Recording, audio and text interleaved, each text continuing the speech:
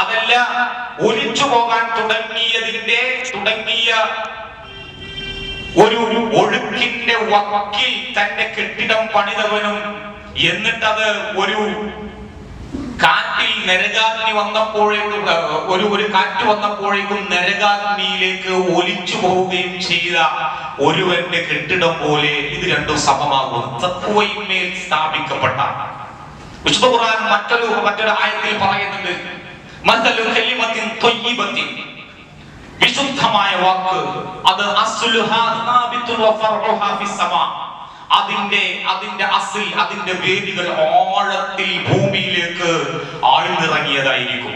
അതിന്റെ ശാഖകൾ, ഉപശാഖകൾ അത് അന്തരീക്ഷത്തിൽ, സമൂഹത്തിൽ പടർന്നു പന്തലിക്കും. ആ കലിമയാണ് ലാ ഇലാഹ ഇല്ലല്ലാഹ്. ലാ ഇലാഹ ഇല്ലല്ലാഹ് എന്ന കലിമത്ത് തൗഹീദിന്മേൽ വളർത്തപ്പെടുകയും വളരുകയും ആ സംസ്കാരത്തിന്റെ ശിക്ഷണത്തിൽ, അതിന്റെ സാഹചര്യത്തിൽ വളർത്തപ്പെടുന്നവർക്കിടയിൽ ഇത്തരം ആശങ്കകൾ ഉണ്ടാവുകയില്ല എന്നതാണ്. ഇന്ന് അറിവോ വിദ്യാഭ്യാസമോ ഇല്ലാത്ത നല്ല പ്രശ്നം. അറിവ് വലിയ മുതിർന്ന തലമുറയെക്കാളേറെ അറിവ് ഇന്ന് കുട്ടികളുടെ കൈവശമുണ്ട്. അഥവാ കുറെ വിവരങ്ങൾ, ഇൻഫർമേഷനുകൾ പകരുന്ന ഒന്നായി വിദ്യാഭ്യാസ രംഗം വഴിമാറിയപ്പോൾ മനുഷ്യനെ സംസ്കരിക്കാൻ അത്തരം അറിവുകൾ കൊണ്ട് സാധിക്കുന്നുണ്ടോ എന്ന് ചിന്തിച്ചു കഴിഞ്ഞാൽ, അതാണ് റസൂലുള്ളാഹി സ്വല്ലല്ലാഹു അലൈഹി വസല്ലം വിശുദ്ധ ഖുർആൻ പറയുന്നത്, ഫഇന്നഹാ ലാ തഅമൽ അബ്സാർ, കണ്ണുകൾക്കല്ല അന്ധത ബാധിക്കുന്നത്, വലാകിൻ തഅമൽ ഖുലൂബുൽ ലത്തി ഫി സുദൂർ, മനുഷ്യന്റെ നെഞ്ചകത്തുള്ള ഹൃദയങ്ങൾക്കാണ് അന്ധത ബാധിക്കുന്നത് എന്ന് വിശുദ്ധ ഖുർആനിൽ തലച്ചോറിനെ പ്രത്യേകമായി, തലച്ചോറ് എന്ന് നമ്മൾ പറയുന്ന ബ്രെയിൻ എന്ന് പറയുന്ന ഈ വാക്കിന് സമാനമായിട്ടൊരു പദം നമുക്ക് കാണാൻ കഴിയില്ല. എന്നാൽ ഖുർആൻ കേന്ദ്രീകരിച്ചുകൊണ്ട് പറയുന്നതെല്ലാം ഹൃദയത്തെയാണ്.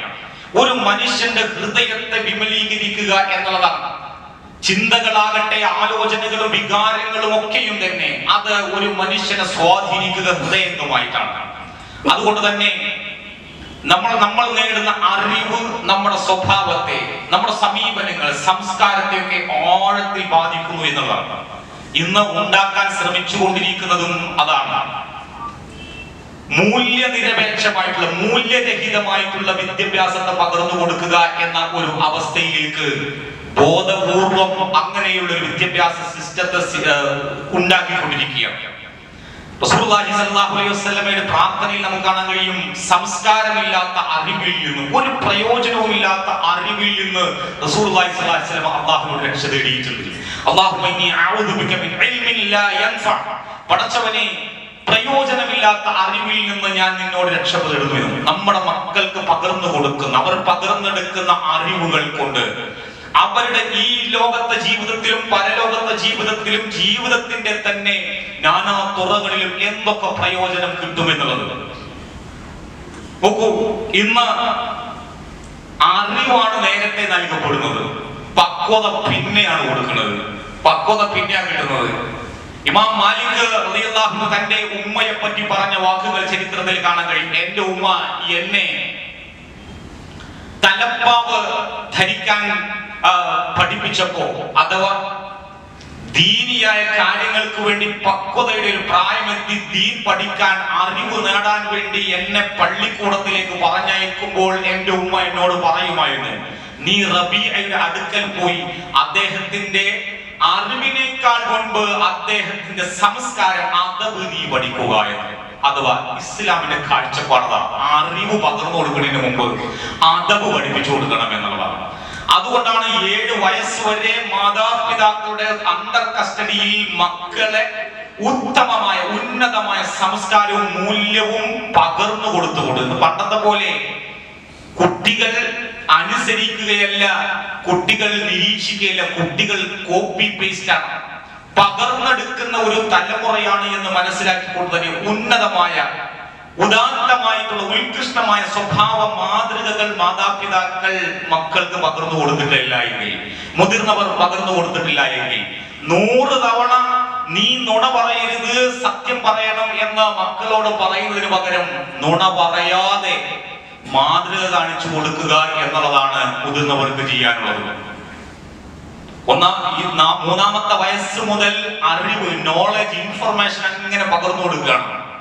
അങ്ങനെ 18 വയസ്സാകുമ്പോഴേക്കും സാധാരണ മുതിർന്നവരെക്കാളേറെ അറിവ്, ഇൻഫർമേഷൻ അത്രമേൽ കുട്ടിക്ക് കിട്ടിയിട്ടുണ്ടാവും. പക്ഷെ പക്വത അപ്പോഴും എത്തിയിട്ടുണ്ടാവില്ല. അതബ്, സംസ്കാരം അത് കുട്ടിക്ക് 18 വയസ്സാലേ ആയാലേ എത്തൂ. മെച്ചൂരിറ്റി, പക്വത എത്തുന്ന പ്രായം. അതുകൊണ്ട് തന്നെ നിയമ സംവിധാനങ്ങൾ തന്നെ അങ്ങോട്ട് മാറ്റിവെച്ചു എന്നുള്ളതാണ്. ശരിയും തെറ്റും മനസ്സിലാക്കുവാനുള്ള വിവേകവും അതിനുള്ള വിവേചന ശക്തിയും അതുണ്ടാവുക എന്നുള്ളതാണ് ഞാൻ നേരത്തെ സൂചിപ്പിച്ച അസ്ൽ എന്നുള്ളത്. അതാണ് വിശുദ്ധ ഖുർആൻ നമുക്ക് പഠിപ്പിച്ചു തരുന്ന രണ്ട് പക്വമായ നിലപാടുകൾ. ഫുർഖാൻ, റുഷ്ദ് എന്ന് പറയും. തബാരകല്ലദീ നസ്സലൽ ഫുർഖാന അലാ അബ്ദിഹി ലിയകൂന ലിൽആലമീന നദീറ. ലോകർക്ക് മാർഗദർശനമായി കൊണ്ട് അല്ലാഹു സുബ്ഹാനഹു തആല അല്ലാഹുവിന്റെ ഈ വേദഗ്രന്ഥം അവന്റെ അടിമകൾക്ക് മേൽ അവതരിപ്പിച്ച ഫുർഖാനായിക്കൊണ്ട് സത്യവും അസത്യവും നന്മയും തിന്മയും നേരും നെറികേടും ധർമ്മവും അധർമ്മവും ഒക്കെ കൃത്യമായി മനസ്സിലാക്കി പഠിക്കാനും ഒരു നിലപാടെടുക്കാനും വേണ്ടി വിശുദ്ധ ഖുർആനിനെ അവതരിപ്പിച്ച പടച്ച തമ്പുരാനെ സ്തുതി പറഞ്ഞുകൊണ്ടാണ് വിശുദ്ധ ഖുർആൻ നമുക്കത് പഠിപ്പിച്ചിരുന്നത്. അരാജകത്വം, കൊടിയ തോന്നിവാസം ചെയ്ത ലൂത്ത് നബി അലൈഹിസ്സലാത്തു വസ്സലാമിന്റെ ജനത, ആ ജനത തന്റെ വീട്ടിലേക്ക് വന്ന സമൂഹന്മാരായ അതിഥികളെ സാമൂഹ്യ വിരുദ്ധമായ, പ്രകൃതി വിരുദ്ധമായ ഒരു തിന്മക്ക് വേണ്ടി അവരെ തുനിഞ്ഞ സന്ദർഭത്തിൽ അദ്ദേഹം ചോദിച്ച ചോദ്യമുണ്ട്. അലൈസ മിൻകും റജുലുൻ റഷീദ്, നിങ്ങളുടെ കൂട്ടത്തിൽ റുഷ്ദുള്ള, വകതിരിവുള്ള, പക്വതയുള്ള ഒരാളുമില്ലേ? പക്വത, വകതിരിവ്. ഒരു കാര്യത്തെ കണ്ടു കഴിഞ്ഞാൽ അത് തിന്മയാണോ നന്മയാണോ, അത് ഗുണകരമാണോ എന്ന് ചിന്തിക്കുവാനുള്ള അറിവ് കൂടി മക്കൾക്ക് പകർന്നു കൊടുക്കേണ്ടതുണ്ട്. അധ്യാപനത്തിലാണെങ്കിലും വിദ്യാഭ്യാസ മേഖലയിലും ഇന്നെല്ലാത്തിനും ചെറിയ ക്ലാസ് മുതലേ പ്രാക്ടിക്കൽ ക്ലാസ്സുകളുണ്ട്, ലാബുകളുണ്ട്, പ്രാക്ടിക്കൽ ഉണ്ട്. അതിന് പ്രത്യേക മാർക്കുണ്ട്. എന്താണ് പ്രാക്ടിക്കൽ? എങ്ങനെ ചെയ്യണം എന്നുള്ളതാണ് പഠിപ്പിച്ചു കൊടുക്കുന്നത്. എന്തിന് ചെയ്യണം, ഞാൻ എന്തിനിത് ചെയ്യണം, ഞാൻ എന്തുകൊണ്ട് ഇത് ചെയ്യണം, ഞാൻ ഇത് ചെയ്യേണ്ടതുണ്ടോ എന്ന ചിന്ത കുട്ടികളിൽ ഒരു കാര്യത്തെ വളർത്തിയെടുക്കാൻ വിദ്യാഭ്യാസ രംഗം പ്രാപ്തമാകേണ്ടതുണ്ട് എന്നുള്ളത്. അപ്പൊ എങ്ങനെ ചെയ്യണം എന്ന് മാത്രം പഠിപ്പിച്ചു കൊടുത്താൽ പോരാ. എന്ത് ഹറാമായ സംഗതിയാണെങ്കിലും അത് വളരെ ആകർഷകമായി, കളർഫുള്ളായി, നമ്മൾ കഴിഞ്ഞ ഖുതുബയിൽ സൂചിപ്പിച്ചതുപോലെ സാധാരണ കച്ചവടം, പലിശയല്ലാതാക്കി മാറ്റുന്ന തരത്തിലുള്ള പലതരത്തിലുള്ള വിദ്യകളും മായാജാലങ്ങളും അവതരിപ്പിക്കുന്ന തരത്തിൽ എങ്ങനെയാണ് ഇതൊക്കെ ഭംഗിയായി ജനങ്ങൾക്ക് മുന്നിൽ അവതരിപ്പിക്കേണ്ടത് എന്ന് മാത്രം പഠിപ്പിച്ചാൽ പോരാ, എന്തിന് എന്നത് കൂടി ചിന്തിക്കാൻ പ്രേരിപ്പിക്കണം എന്നുള്ളതാണ്. മറ്റുള്ളവർക്ക് ദ്രോഹമാകാതിരുന്നാൽ മാത്രം പോരാ. പൊതുവെ ഉള്ള കാഴ്ചപ്പാടാണ്. ഞാൻ എന്റെ ഈ ഒരു ദുസ്വഭാവക്കാരൻ, ഞാൻ മറ്റുള്ളവരെ ദ്രോഹിക്കുന്നില്ല, ഞാൻ മദ്യപിക്കുന്നില്ല, ഞാൻ ലഹരി ഉപയോഗിച്ചിട്ട് ആരെയും ഒരു ദ്രോഹം വരുത്തുന്നില്ല, ഞാൻ ഇങ്ങനെ തിന്മ ചെയ്യുന്നത് കൊണ്ട് ആർക്കും ദ്രോഹം വരുത്തുന്നില്ലെങ്കിൽ തനിക്ക് എന്തുമാകാമെന്ന ചിന്താഗതിയും ഇതുപോലെ അരാജകത്വം വളർത്തിയെടുക്കുന്നതാണ്. അഥവാ അവനവനോട് ഉത്തരവാദിത്തമുണ്ട്. നമ്മുടെ ശരീരം, നമ്മുടെ ആയുസ്, ഇതൊക്കെയും തന്നെ അള്ളാഹുവിന്റെ കോടതിയിൽ ചോദ്യം ചെയ്യപ്പെടുന്നതാണ്. എന്തിനു വേണ്ടി? മിൻ ഐനക്തസബ, എവിടുന്നാണ് നിനക്ക് ഇങ്ങനെ സ്വതന്ത്രമായി ഇങ്ങനെ വിഹരിക്കാനും ചെയ്യാനും സുഖിക്കാനും ഒക്കെയുള്ള ശരീരവും ആയുസ്സും കിട്ടി? ഇതെങ്ങനെ ചെലവഴിക്കപ്പെട്ടു എന്നുള്ളത് അള്ളാഹുവിന്റെ കോടതിയിൽ മറുപടി പറയേണ്ടി വരുമെന്ന് ഖുർആൻ നമ്മളെ ഓർമ്മപ്പെടുത്തുന്നുണ്ട്. അതുകൊണ്ട് നമ്മള് കാലത്തെ ഒന്നും പഴിക്കേണ്ടതില്ല. ഇത് പഴയ കാലമല്ല, കാലം മാറി. കാലം മാറുന്നതിനനുസരിച്ച് നമ്മൾ നാടോട് പോകുമ്പോ നടുവേ ഓടണം, പാമ്പിനെ തിന്നണോടത്ത് പോയ നടുക്കഷ്ണം തിന്നണം എന്നൊക്കെയുള്ള പല്ലവി പറയുന്നത് ഒരിക്കലും ഒരു വിശ്വാസിയെ സംബന്ധിച്ചിടത്തോളം മൂല്യങ്ങളിൽ ഒരു തരത്തിലുള്ള കോംപ്രമൈസിനും തയ്യാറാവുകയില്ല. മൂല്യങ്ങൾ അത് പഴഞ്ചനല്ല, അതൊരിക്കലും മാറ്റപ്പെടുകയില്ല. അതാണ് വിശുദ്ധ ഖുർആൻ നമ്മളെ പഠിപ്പിക്കുന്നത്. അല്ലാഹുവിന്റെ സുന്നത്ത്, അല്ലാഹുവിന്റെ നടപടിക്രമങ്ങൾ, അല്ലാഹു തആല ലോകത്ത് നടപ്പിലാക്കുന്ന കാര്യങ്ങൾ ഉണ്ടാകണമെന്ന് അല്ലാഹു തആല നമ്മളോട് ആവശ്യപ്പെട്ട കാര്യങ്ങളിൽ ഒരു വിട്ടുവീഴ്ചയും ഒരു മാറ്റമില്ല. വലൻ തജിദ ലിസുന്നത്തില്ലാഹി തഹ്വീല, അല്ലാഹുവിന്റെ നടപടിക്രമങ്ങളിൽ മാറ്റം ഉണ്ടാവില്ല. അതിലേതെങ്കിലും തരത്തിലുള്ള വ്യതിയാനവും ഉണ്ടാവുകയില്ല.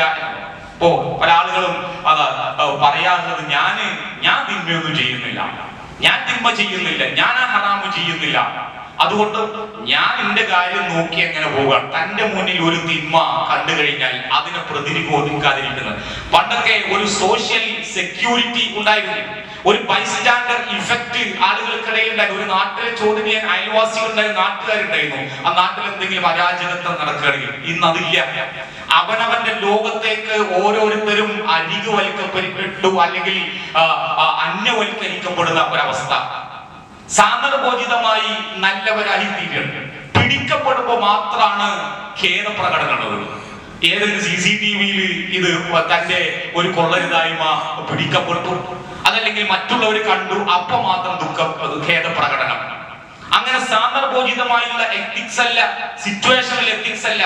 ജീവിതത്തിൽ വൈബിയായ നിലയിൽ, ആദർശമായ നിലയിൽ പടച്ച തമ്പുരാനെ പേടിച്ച് ജീവിക്കാൻ, അള്ളാഹുവിനെ ഭയപ്പെട്ടുകൊണ്ട് ആരുമില്ലെങ്കിലും, മാതാപിതാക്കളില്ലെങ്കിലും, അധ്യാപകരില്ലെങ്കിലും, മുതിർന്നവരില്ലെങ്കിലും, CCTV ഇല്ലെങ്കിലും താൻ ചെയ്യുന്നത് പടച്ച തമ്പുരാന് സ്രഷ്ടാവായ അള്ളാഹു കാണുന്നു, നിരീക്ഷിക്കുന്നു എന്നതിനാൽ ഇത് കൊടും പാപമാണ്. ഇതിന് ഞാൻ അള്ളാഹുവിന്റെ കോടതിയിൽ മറുപടി പറയേണ്ടി വരുമെന്ന ചിന്താഗതി. ഉമർ ഇബ്നുൽ ഖത്താബ് റളിയല്ലാഹു അൻഹു ചരിത്രത്തിൽ നമുക്ക് കാണാലോ. പാൽക്കാരി പെൺകുട്ടി അദ്ദേഹം സ്വന്തം മകനെ വിവാഹം ചെയ്തു. ഖലീഫയായിരിക്കെ, ഒരു വലിയ സാമ്രാജ്യത്തിന്റെ അധിപനായിരിക്കെ, ഒരു പാൽക്കാരി പെൺകുട്ടി കാണിച്ച ആ സത്യസന്ധത, വൈബിയായ അവസ്ഥയിൽ, അദൃശ്യമായ നിലയിൽ നാട്ടുകാരും ഖലീഫയും ഭരണകൂടവും നിയമ സംവിധാനവും ഒന്നും കാണുകയോ പിടിക്കുകയോ ചെയ്തിട്ടില്ലെങ്കിലും പടച്ച തമ്പുരാന്റെ ദൃഷ്ടിയിൽ നിന്ന് ഈ തിന്മയെ മൂടിവെക്കാനും മറച്ചു വെക്കാനും കഴിയില്ല ഉമ്മ എന്ന് പറഞ്ഞ ഇങ്ങനെയുള്ള ഒരു പെൺകുട്ടിയെ അദ്ദേഹം തന്റെ കുടുംബത്തിലേക്ക് കൂട്ടിക്കൊണ്ടുപോയത്. അഥവാ ഒരു വിശ്വാസിയെ സംബന്ധിച്ചിടത്തോളം ഞാൻ തെറ്റൊന്നും ചെയ്തിട്ടില്ല എന്ന് മാത്രമല്ല, ഇന്നല്ലദീന ആമനു വഅമലു സ്വാലിഹാത്തി, ഒരു സത്യവിശ്വാസി ഈമാണ്ടായാൽ മാത്രം പോരാ, അമലു സ്വാലിഹാത്തുകൾ, സൽക്കർമ്മങ്ങൾ അയാളിൽ നിന്ന് ഉണ്ടാവുക കൂടി ചെയ്യുന്നുണ്ട്. അഥവാ ഞാൻ തിന്മ ചെയ്യാതിരുന്നാൽ പോരാ, നന്മകൾ ചെയ്യുന്ന ഒരു സമൂഹം കൂടി വളർന്നു വരണം എന്നുള്ളതാണ്. അല്ലാഹു സുബ്ഹാനഹു വ തആല അത്തരത്തിലുള്ള വിശ്വാസികളെ നമ്മെ ഉൾപ്പെടുത്തി അനുഗ്രഹിക്കുമാറാകട്ടെ.